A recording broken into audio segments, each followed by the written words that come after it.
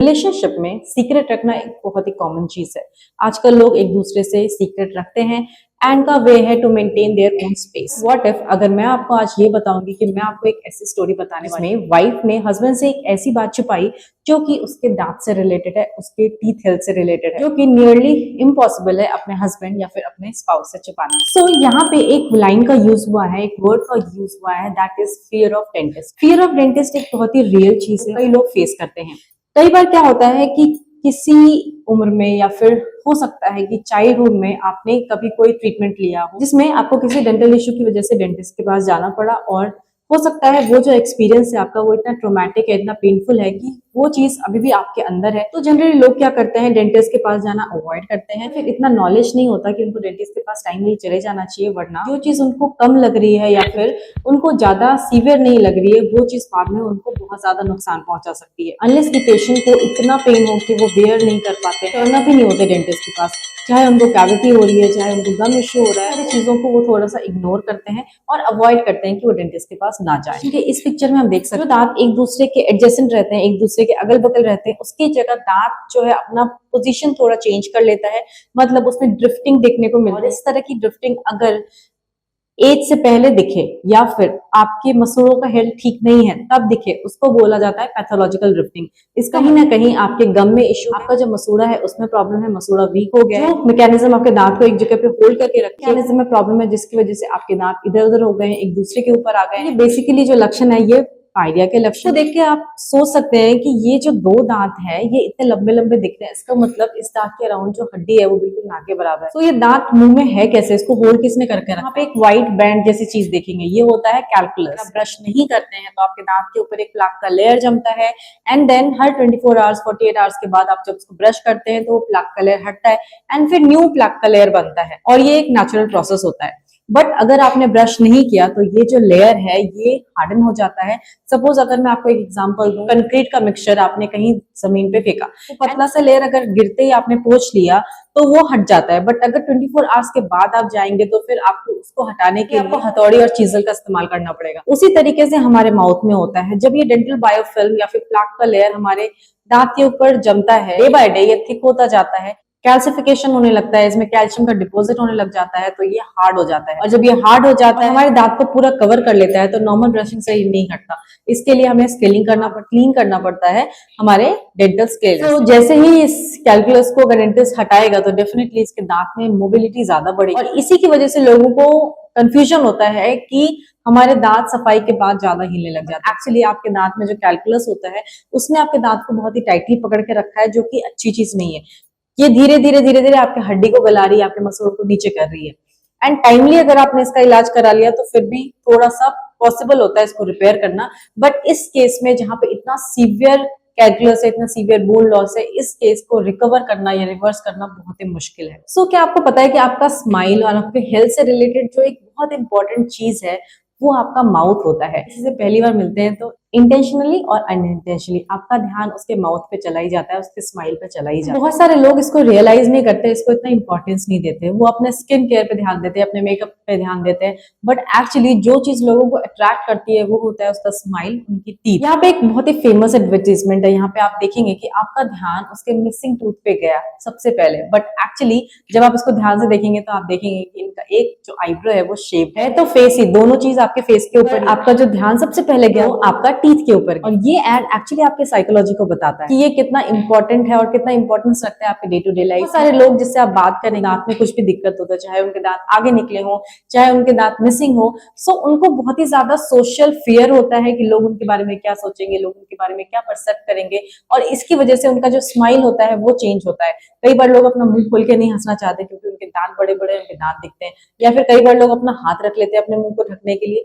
हमारा जो दांत होता है वो हड्डी में एम्बेडेड होता है, आप सबको पता है, हमारे जबड़े में एम्बेडेड होता है। उसमें अराउंड आप ये मान के चलिए 40% हमारे माउथ में दिखाई देता है और 60% वो हड्डी के अंदर होता है, क्योंकि रूट हमेशा हमारे क्राउन से बड़ा होता है साइज में। इस हड्डी ने आपके दांत को पकड़ के रखा है, अगर वो गलने लग जाएगी तो डेफिनेटली आपके दांत हिलेंगे, आपके दांत में मोबिलिटी आएगी और आपका दांत कमजोर होगा और अपने पोजीशन से हिलने के चांसेस उसके ज्यादा बढ़ जाएंगे।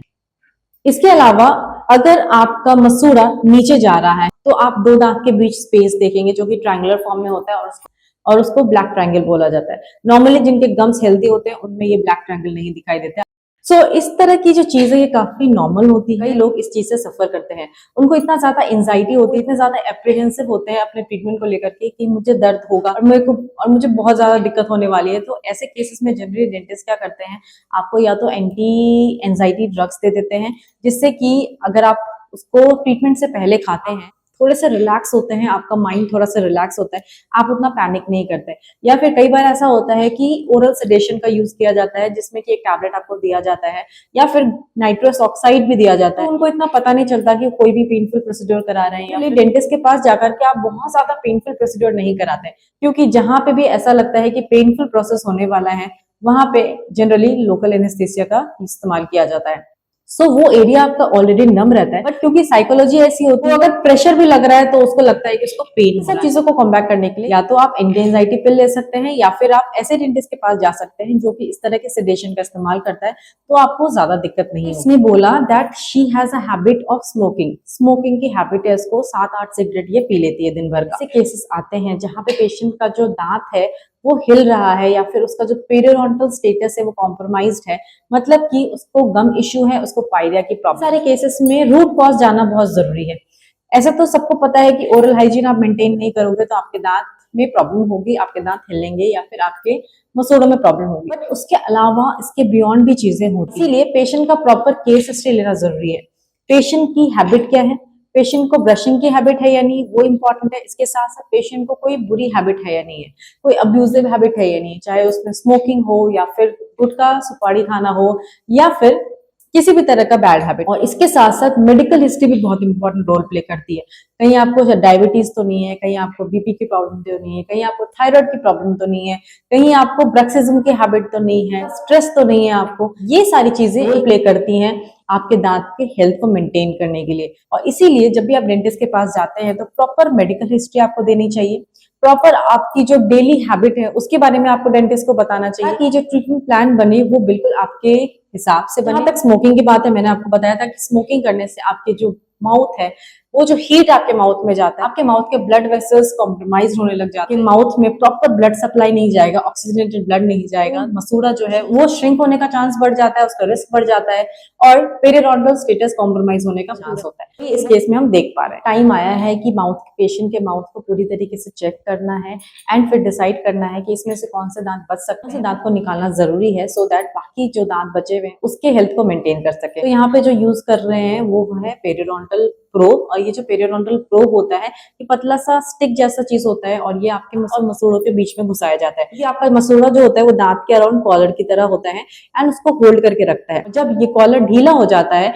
और यहाँ पे गैप आने लग जाते हैं तो इस एरिया को बोला जाता है पॉकेट। पॉकेट में अगर प्रोब घुस रहा है तो इसको नॉर्मल नहीं बोला जाता है। इसका मतलब ये पॉकेट अगर डार्क एरिया आपके माउथ में बन रहा है आपके दांत और मसूड़ों के बीच में, तो यहाँ पे आप ये समझिए कि आप एक बहुत ही अच्छा स्पेस दे रहे हैं बैक्टीरिया को ग्रो होने का, क्योंकि वहां पे अच्छे से ऑक्सीजन नहीं जा रहा है, खाना जो भी आप खा रहे हैं वो अच्छे से फंस जा रहा है, तो उसको फूड मिल रहा है, उसको लैक ऑफ ऑक्सीजन मिल रहा है। तो जो एनारोबिक बैक्टीरिया जिनको ऑक्सीजन की भी जरूरत नहीं है ग्रो करने के लिए, वो बैक्टीरिया ग्रो कर रहे हैं और ग्रो करके टॉक्सिन रिलीज कर रहे हैं और ये टॉक्सिन आपके मसूड़ों में लगातार रिलीज हो रहा है और इसकी वजह से आपका मसूड़ा धीरे धीरे और नीचे जा रहा है और पॉकेट बड़े होते जा रहे हैं। एंड जब आपके पॉकेट्स बड़े होंगे, आपके मसूड़ों के बीच में अगर टॉक्सिन रिलीज होगा तो डेफिनेटली ये टॉक्सिन के बोन को भी डिस्ट्रॉय करेगा और इसकी वजह से आपके दांत हिलेंगे। जिन्हें आपके दांत को पकड़ के रखा है गलेगा। एक बहुत ही सिंपल एग्जांपल है, अगर एक रॉड में लूं और उसको मैं जमीन में गाड़ूं, अगर मैंने मोर देन 50% लकड़ी को जमीन में डाला तो उसको हिलाना बहुत मुश्किल हो जाएगा।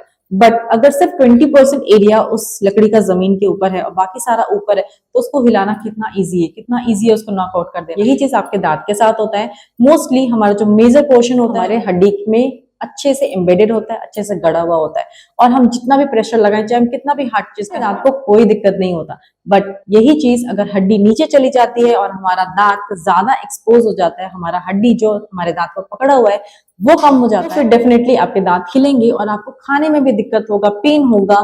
देखने के बाद मेरे दिमाग में ये आ रहा है कि इसके हस्बैंड को ये नहीं पता चला दांत इतने खराब है। जब भी आप पास जाते हैं ऐसे लोगों के जिसके दांत इतने खराब है, जिसके गम्स में इतना प्रॉब्लम है, ऐसे केसेस में आपको बहुत सीवियर बैड ब्रेथ आता है, आपको जो टेस्ट है माउथ का वो पता चलता है। सो इट्स नियरली इम्पॉसिबल कि पार्टनर को पता ही नहीं है कि इसके दांत इतने खराब है। डेफिनेटली उसको कुछ आइडिया होगा, बट बिकॉज उसको वो नॉलेज नहीं है तो फिर वो उस चीज को जज नहीं कर पा रहा। होता है डेंटिस्ट के पास कि लोग जाते हैं, फर्स्ट स्टेप लेते हैं और पहली बार जाकर के सारा ट्रीटमेंट प्लान पूछ लेंगे कि ये करना है, कैसे करना है। उसके बाद जब नेक्स्ट विजिट का टाइम आता है तो पेशेंट गायब हो जाता है, तो पेशेंट टर्न अप नहीं होते। पेशेंट हम घर में ही अपना हाइजीन मेंटेन करके इसको क्लीन कर लेंगे, इसको ठीक कर लेंगे। बट अगर ऐसा हो पाता तो आपके दांत का ऐसा स्टेटस नहीं होता। अगर आपके दांत इतने खराब हो चुके हैं कि आपको प्रोफेशनल हेल्प लेने की जरूरत है तो आपको डेफिनेटली डेंटिस्ट के पास जा करके एक बार प्रोफेशनल हेल्प ले लेना चाहिए। After that under their guidance अब जाकर के अपने दांत के हाइजीन को मेंटेन करके आपके बाकी जो बचे हुए दांत है जिसको आप सेव कर सकते हैं। शायद पेशेंट मोटिवेट हुई है कि अपने दांत को बचाना है, एंड देन उसने स्मोकिंग छोड़ा है, एंड इसके बाद पेशेंट का चेक किया गया कार्बन मोनोऑक्साइड लेवल इस वीडियो में कि जब भी आप स्मोकिंग करते हैं तो आपके बॉडी में कार्बन मोनोऑक्साइड का लेवल बढ़ता है। एंड कार्बन मोनोऑक्साइड का लेवल अगर बढ़ता है तो आपकी पूरी बॉडी पे असर होता है, इसके साथ साथ आपके मुंह पे भी असर होता है।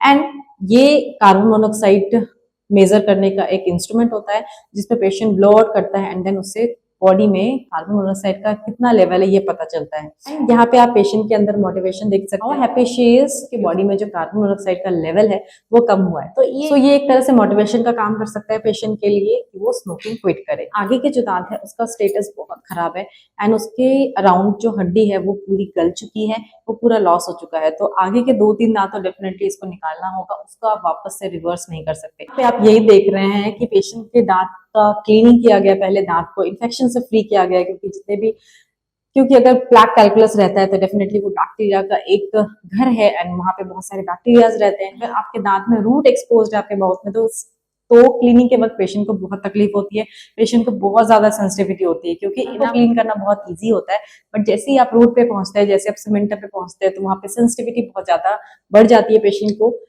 क्योंकि वो लेयर उतना थिक नहीं होता है। देन दांत निकाला गया and then temporary restoration place किया गया ताकि पेशेंट को कोई भी किसी भी मोमेंट में एम्बैरेसमेंट ना हो कि उसके आगे के दांत नहीं है। So can you see the smile on her face. ये जो स्माइल है कितना इंपॉर्टेंस रखता है एक डॉक्टर, एक डेंटिस्ट के लाइफ में। जब भी हम कोई भी केस करते हैं एंड देन पेशेंट सेटिस्फाइड होकर के जाता है, this is the best thing that can happen to a doctor. यहाँ पे इस केस में 10 साल से ये डेंटिस्ट के पास नहीं गई, इवन उससे ज्यादा टाइम है कि वो डेंटिस्ट के पास नहीं गई, although she needed a dentist but she didn't dare up to go. And then once she took a first step, उसने पहला स्टेप लिया एंड वो डेंटिस्ट के पास गई, एंड देन उसने अपना सारा ट्रीटमेंट कराया, तो डेफिनेटली उसका मोस्ट ऑफ द प्रॉब्लम उसका सॉल्व। सो उसका 80% ऑफ द प्रॉब्लम सॉल्व हो चुका है। अभी सिर्फ उसको फाइनल इम्प्लांट प्लेस करना है या फिर फाइनल रेस्टोरेशन देना है, जब तक उसका ये जो दांत निकला है जहाँ पे वो एरिया उसका हील होगा। उसके बाद all she has to do is maintain her oral health and avoid smoking. And the real motivation इसके लिए अगर कोई है तो उसका हस्बैंड है जो बहुत ही ज्यादा सपोर्टिव है। सो डेफिनेटली अगर आपको कोई भी डेंटल इश्यू होता है तो go and see up your dentist, and जो भी रिक्वायर्ड ट्रीटमेंट है वो प्लीज लीजिए। अदरवाइज हो सकता है कि जब तक आप पहुंचे डेंटिस्ट के पास तब तक वो इतना इर्रिपेरेबल लॉस हो गया होगा कि आप उसको कुछ भी नहीं कर सकते, इवन डेंटिस्ट भी उसके लिए कुछ नहीं कर सकता। एंड आप वीडियो को देखकर कुछ सीखते हैं आप, और आपको डेंटल हेल्थ के बारे में और कुछ जानना है तो आप मेरे वीडियोस को देखिए, चैनल को सब्सक्राइब कीजिए, लाइक एंड कमेंट कीजिए अपना एक्सपीरियंस, ये बहुत ही ज्यादा मोटिवेट करता है हम लोगों को। Thank you so much for watching.